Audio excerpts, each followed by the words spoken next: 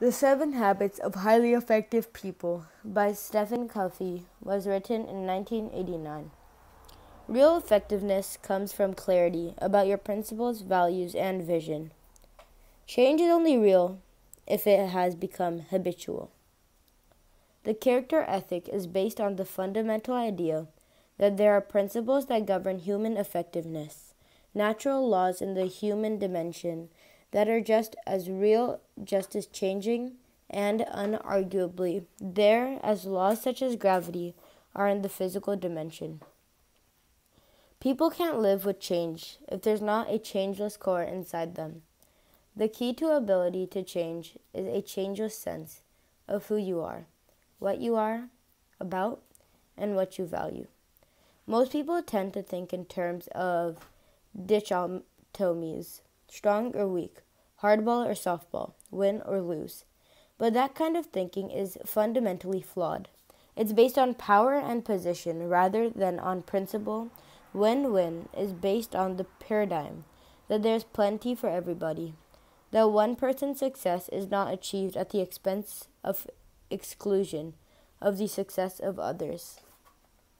Having studied the successes literature of the last 200 years for a doctoral dissertation, Covey was able to draw a distinction between what he termed the personality ethic, the quick fix solutions, and human relation techniques that he had pervaded much of the writing in the 20th century, and the character ethic, which revolved around unchanging personal principles. Covey believed that outward success was not success at all. If it was not the manifestation of inner mastery, or in his terminology, private victory, must precede public victory. The building blocks of change.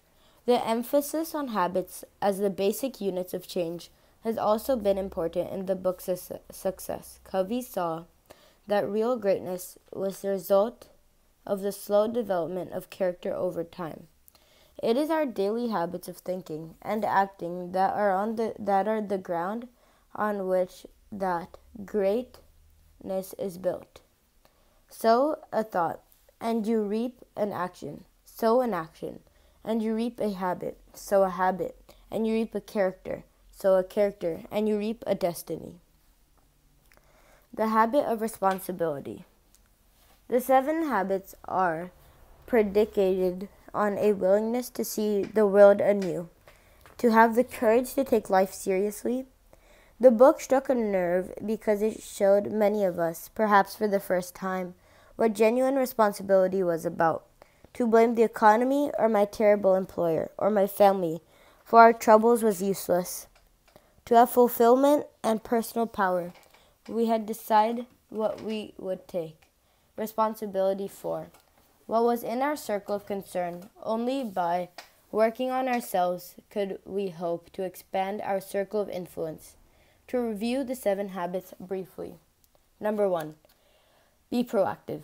We always have the freedom to choose our reactions to stimuli. Even if everything else is taken away, with the ability also comes the knowledge that we do not have to live by the scripts that family or society has given us. Instead of being lived, we accept full responsibility for our life the way conscience tells us that it was meant to be lived. We are no longer a reactive machine, but a proactive person. Number 2, begin with the end in mind. What do I want people to say about me at my funeral?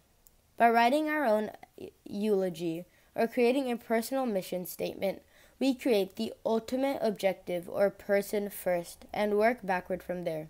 We have a self-guidance system that gives us the wisdom to make the right choice so that whatever we do today is in line with the image created of ourselves at the end. Number 3, put first things first. Habit 3 puts into daily action the farsightedness of habit 2. Having the ultimate picture in our mind, we can plan our days for maximum effectiveness and enjoyment.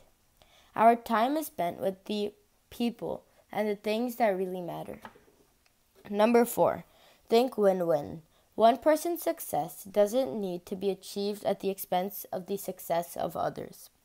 In seeking win-win, we never endanger our own principles. The result is a better relationship, not your way or my way, a better way, created by truly seeing from the other person's perspective. Number 5, seek to understand than to be understood. Without empathy, there is no influence. Without deposits in the emotional bank account of relationships, there's no trust. Genuine listening gives precious psychological air to the other person and opens a window onto their soul. Number 6, synergize. Synergy results from the experience of all the other habits. It brings forth third alternatives or perfect outcomes that cannot be predicted from adding up the sums of the parts. And number 7, sharpen the saw. We need to balance the physical, spiritual, mental, and social dimensions of life. Sharpening the saw to increase productivity involves taking the time to regularly renew ourselves in these areas.